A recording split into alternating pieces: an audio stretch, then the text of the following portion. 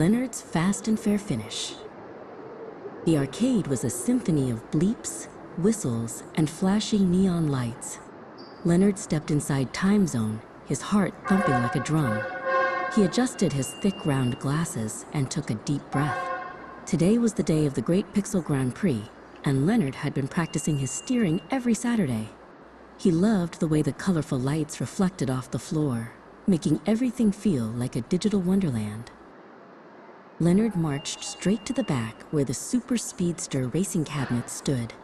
Each one had a real steering wheel and a bucket seat that vibrated. He climbed into the seat of the blue car, his blue rubber shoes barely reaching the pedals. He gripped the wheel firmly, feeling the textured plastic under his palms. Ready for action, he whispered to himself, his glasses glinting under the arcade lights. Suddenly, another boy named Arlo sat in the red car next to him. Arlo leaned over and smirked.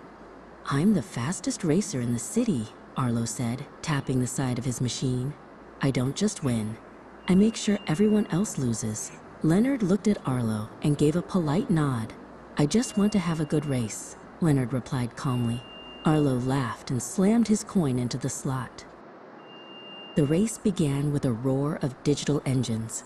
Leonard's car zoomed onto the virtual track, a winding road through a neon forest. He didn't mash the buttons or yell. He watched the curves of the road carefully. He knew that to go fast, you had to be smooth. Every time a sharp turn appeared, he turned his wheel just the right amount, keeping his car perfectly between the lines. Arlo was driving like a thunderstorm.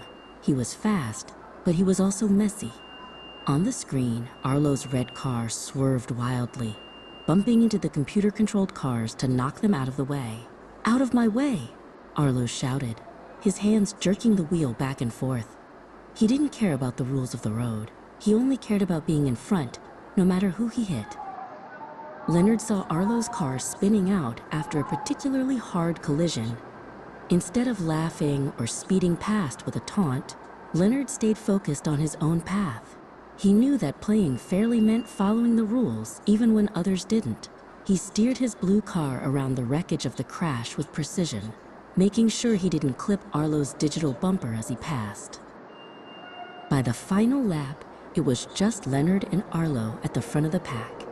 They were neck and neck, their digital engines humming in unison. The finish line was just beyond a massive bridge. Arlo began to veer his car toward Leonard's, trying to shove him into the side rail to take the lead. Leonard felt his seat vibrate as the cars brushed against each other on the screen. Arlo tried one last desperate move. He tried to take a shortcut through the grass, hoping to jump ahead. But the grass slowed his car down, just like the game rules said it would. Arlo groaned as his speed dropped.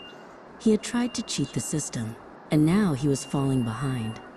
Leonard stayed on the paved track, maintaining his top speed through the final curve. With a final burst of speed, Leonard crossed the finish line.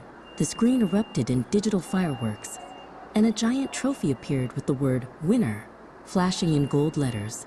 Leonard let out a cheer and pumped his fist in the air. He had won the race by driving better, not by driving meaner. He felt proud of his skill, and even prouder that he had played the right way.